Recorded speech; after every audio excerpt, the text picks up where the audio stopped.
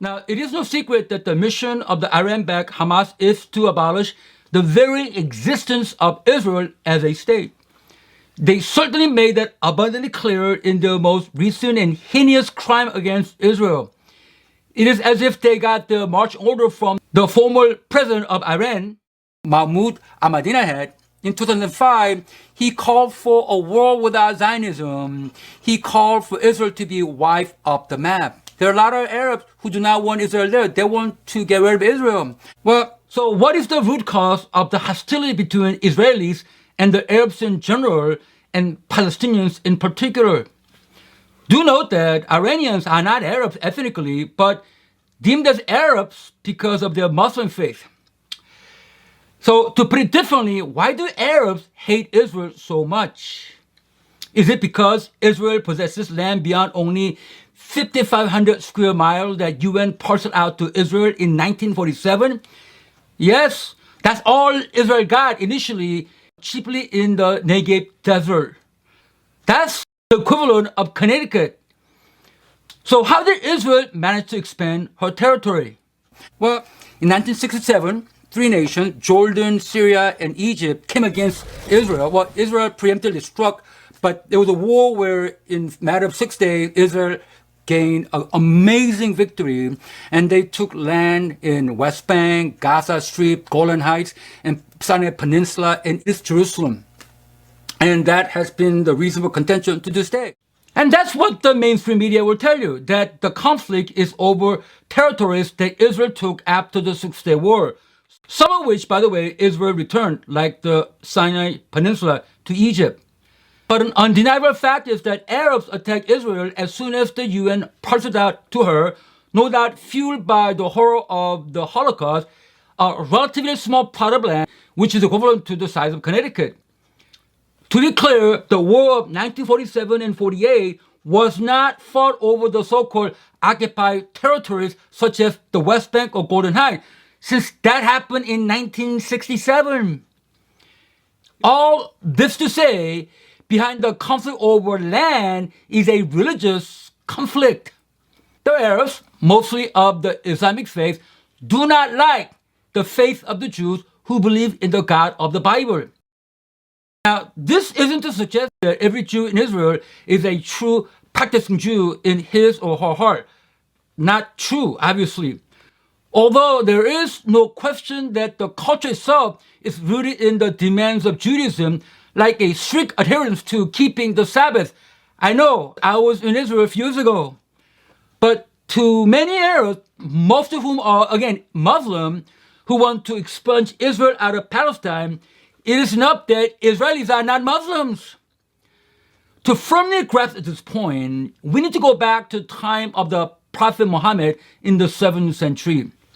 Initially, Muhammad was sympathetic to both Jews and Christians, but his teaching was rejected by both for reasons I won't go into it now.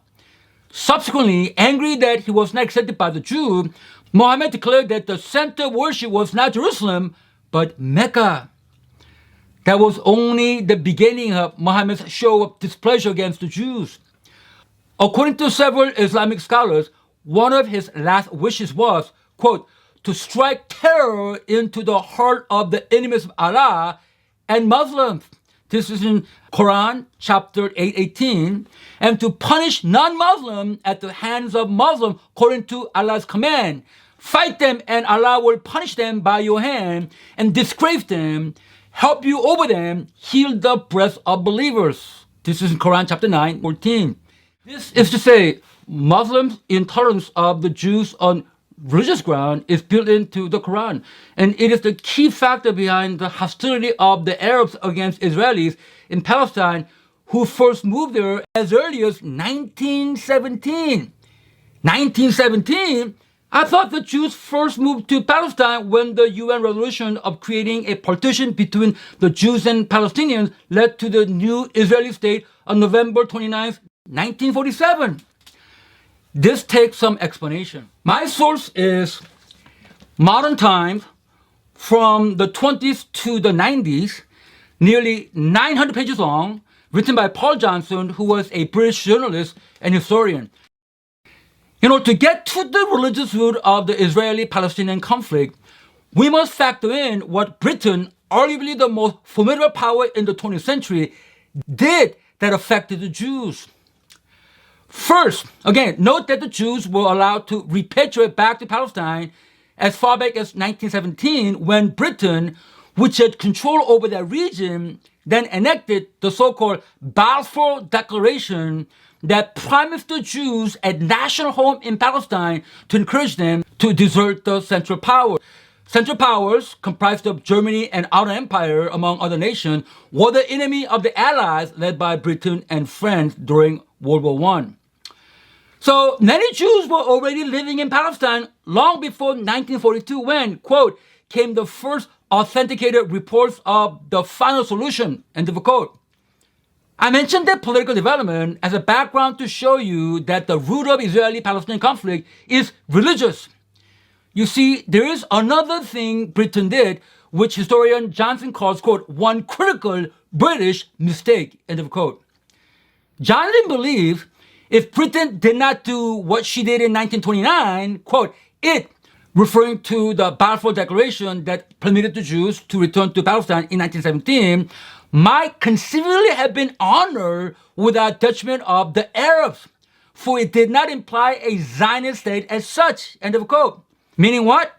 Johnson is saying that the Balfour Declaration did not mean to create a sovereign nation of Israel in Palestine, but a designated place in Palestine for the Jews to settle. So what happened in 1921? That year, Britain, quote, authorized a Supreme Muslim Council to direct religious affairs, and it appointed Mohammed Amin al-Husseini, head of the biggest landowning clan in Palestine, to be senior judge or mufti of Jerusalem for life. It was the most fatal appointments in modern history, end of quote, according to Johnson. Why? It's because Mohammed Amin al-Husseini was, quote, a dedicated killer who devoted his entire life to race murder. This leader of the Supreme Religious Council in Jerusalem, this mufti, outrivaled Hitler in his hatred for Jews, end of quote. In fact, there is a 1943 picture showing Mohammed Amin al-Husseini shaking the hands of Heinrich Himmler, who, as the SS commander, was main architect of the Holocaust. So what did Amin al-Husseini do? Now listen carefully. This is very, very interesting. Johnson notes that, quote, Amin al-Husseini managed to do something even more destructive than killing Jewish settlers. He organized the systemic destruction of Arab moderates. There were many of them in 1920s Palestine, end of quote. Some of these moderate Arab, quote, welcomed Jewish settlers with modern agricultural ideas and sold to them land, end of quote. But Amin al-Husseini killed so many Arab moderates that their voice was effectively silenced. All this is to say, the Islamic faith that won out in Palestine is not the moderate kind, but the most extreme type that seemingly looks to fulfill the final words attributed to Muhammad. Quote, strike terror into the hearts of the enemies of Allah and Muslim, and to punish non-Muslim according to Allah's command. Fight them, and Allah will punish them by your hand and disgrace them, end of quote.